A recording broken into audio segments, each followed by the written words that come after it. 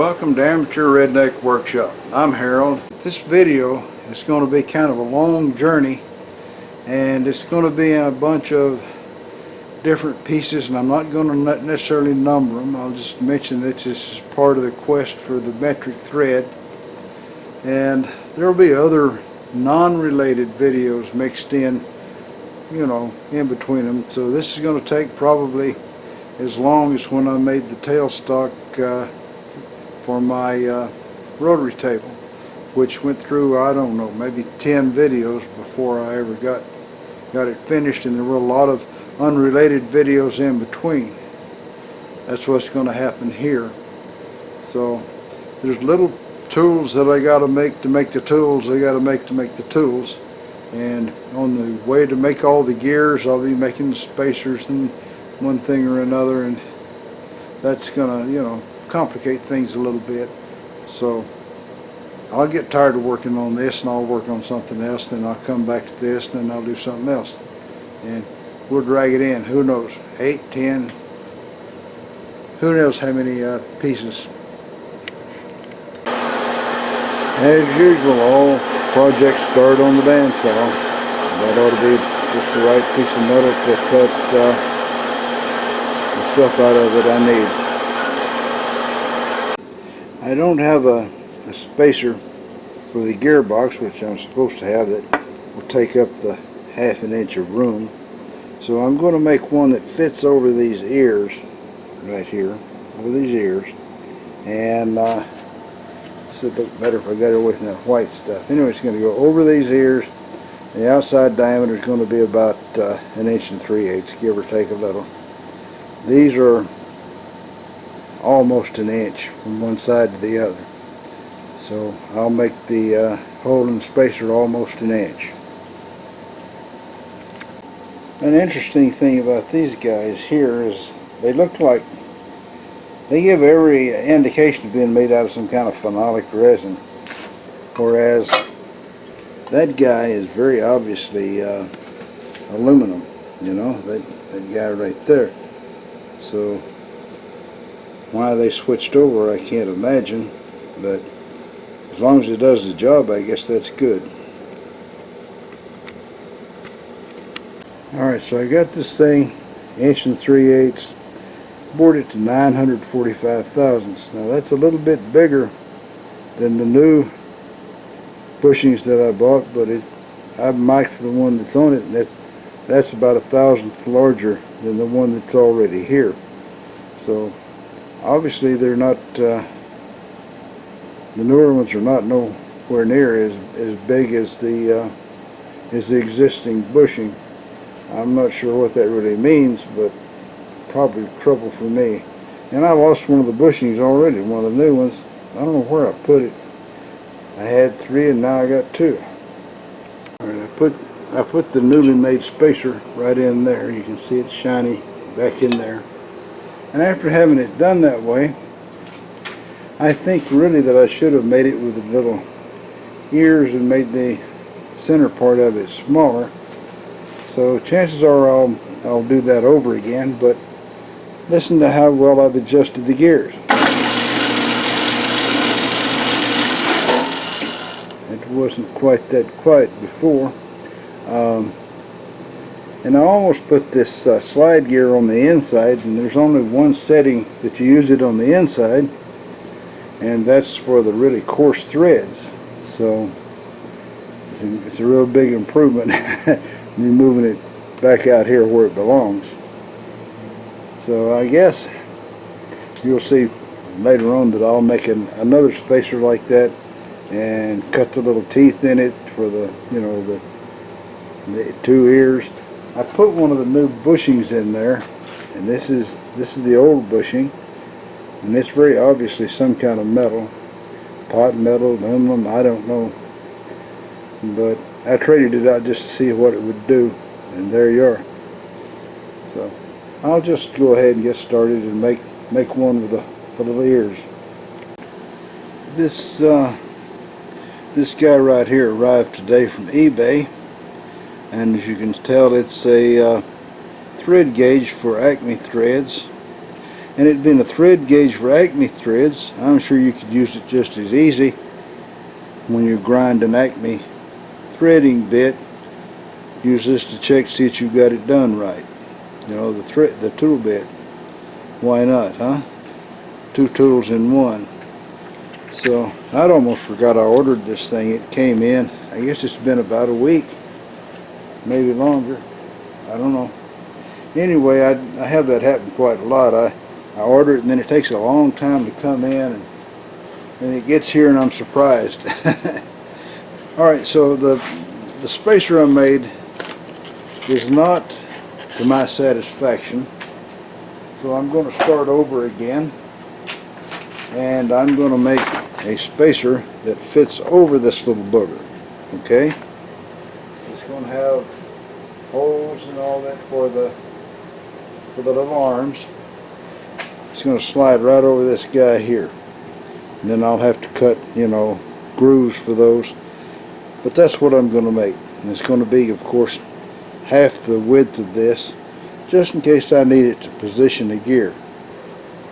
I noticed that the gear in here, the way they positioned the sliding gear, and I'll see if I can zoom in on it some, is with this metal ring right here on this gear. The sliding gear can be on the outside of that metal ring or on the inside of it, and that keeps it where it ought to be instead of having to have a spacer. But I figure that some of these other gears are going to need to be moved out some, and so that's my next little project. I'm going to do this thing over again, and we'll try to cut the little grooves in it for this to slide inside of. You know, there's no rest for the wicked. I almost said no west for the wicked. Alright, this guy is almost 3/4 of an inch right here, like 0.742, 0.743, something like that. So that's the size I'm going to bore this hole here, is to about 0.744, something like that. Just a little bit of, you know, slip. And then I'll have to cut keyways in it to fit this guy. But I'm not going to, you know, do the video of running the boring bar in and out. What I'm going to do is I'm going to cut the center, then I'll turn it down on the outside, part it off, and somewhere along there I'll come back to you guys to show you the progress. On the offhand chance that there's some new viewers here, I'm using this little snap gauge to measure the hole. And I know you probably have all seen the snap gauge and know all about it, but this is for the guy that's new. So what you do with the snap gauge is you push these little ears in, alright, and you come inside the hole there, stick it right inside the hole, let go of it so that they'll spring out against the sides of the hole. And if you'll notice, I'm at an angle here, not straight on the hole. I'll tighten it down, and then I will just bring it across the center, and what that does is it forces the little plungers inside until they take on the exact dimensions of that hole. Then I can take a micrometer and measure the little booger and see how big the hole is, and it's been a really accurate way for me. I've always used that, and it works really good. Alright, this is the bushing that I'm going to use to cut the keyway in both sides of this little spacer. So if nothing else fits, this has absolutely got to fit, this piece right here, and it just slides in nice and tight. So there we are, we're down to size, and it's about 744 and a half, I believe is what I marked it at, and that's where we're going to stop the inside cutting. We're going to turn down the outside to about 1 1/8 inches, which should give a nice amount of extra, you know, rim out around this guy. And then we'll part it off, and we'll get the little cutter and cut some slots in her.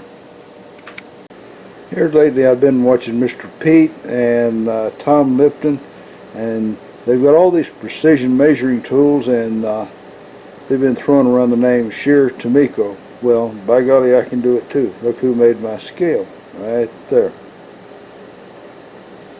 Got to stay in there with keep up with the Joneses, you know. I can, of course, do this exact same thing with the DRO, but I already got this and it's paid for. So, you know, Wes Howe showed me a video he did where he cut concave and convex surfaces using his DRO, and that's pretty cool, you know.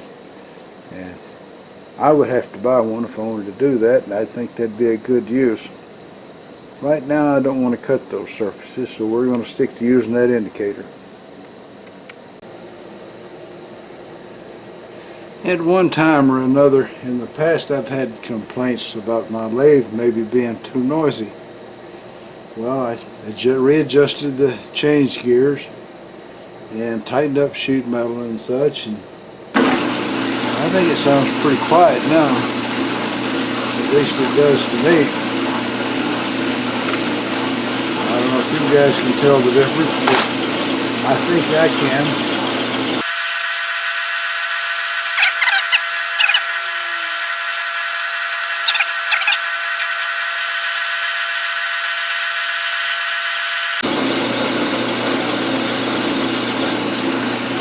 We are. Not a bad cut.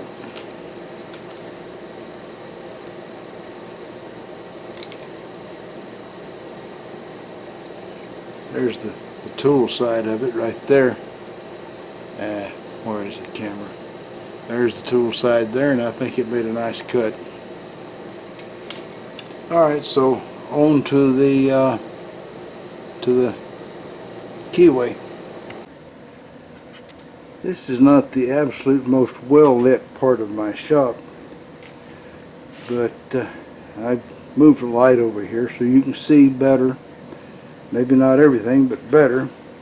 And I'm going to start off by just pushing this keyway cutter right down through the little fella and see how deep it cuts. And I'll probably have to get a little shim to go behind it, maybe more than one. But for now, we're going to experiment and find out how deep this thing will cut without a shim. Who knows? It might do just wonderfully well. You can't tell. At least not without buying a program.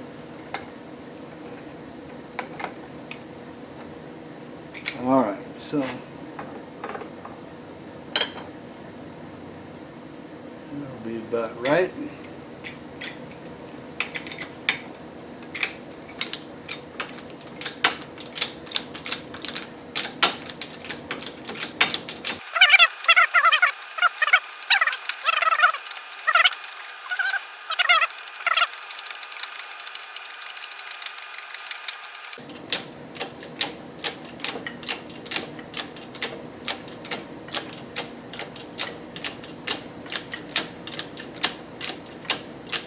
Close.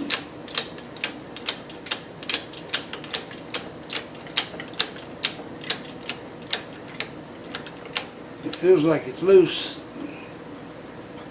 There we go. You guys didn't think there'd be enough stroke on that thing to make it, did you? Alright, let's take a look and see what we cut. Not very much. We're going to need to add a shim. So you guys hang loose while I go get one. Now I haven't had this little set for very long, or you'd have seen it before, obviously. But I've got it now, and move that up out of the way.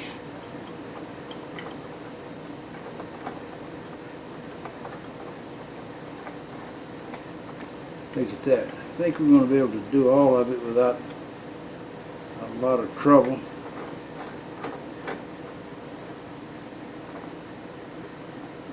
Get that guy right down on top of it. And let's go at it again.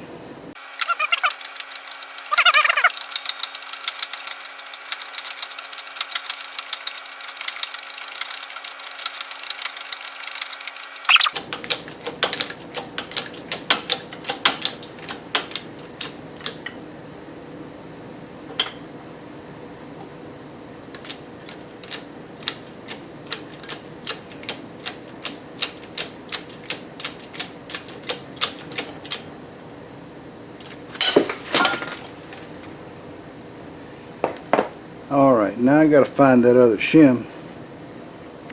Alright, after I took just about everything out of that box down there, I discovered it wasn't in the box, it was beside the box. That's the way my luck runs normally. Look at that. I think, let me see if you guys can see it. See, I think that might be as deep as it goes. But let me go measure it and I'll come back.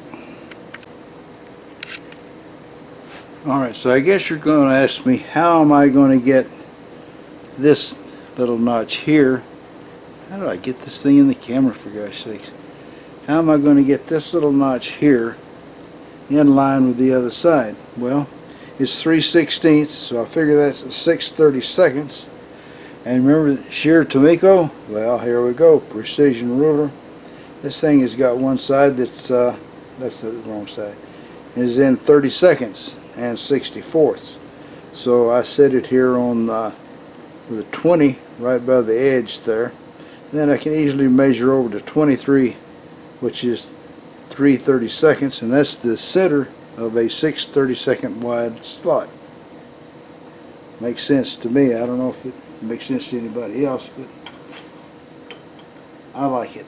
Okay, so now then what I'm going to do, I'm going to go ahead and put this guy back in there, and I'm going to make the first cut. And then when I get the first cut made,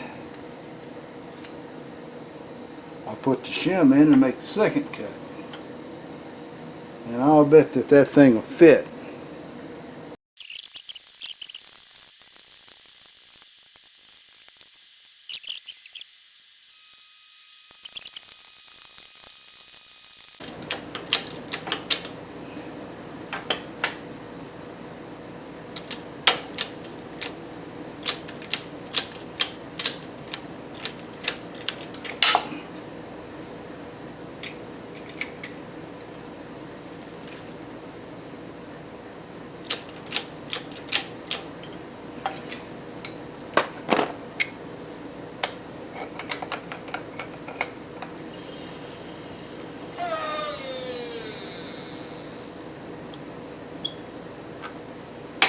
I think in the future I need a steel plate with some holes in it, but that's cut another keyway, and they look just alike right there. So we're going to give it the acid test here in just a second. Alright, so if I can get in the camera, here's this piece and this piece, which looks like that. And we're going to see if they fit together. And I didn't do much deburring, but I did a little. It's tight. And I keep going at it crooked. I think it's more tight in the middle than, well, I don't know.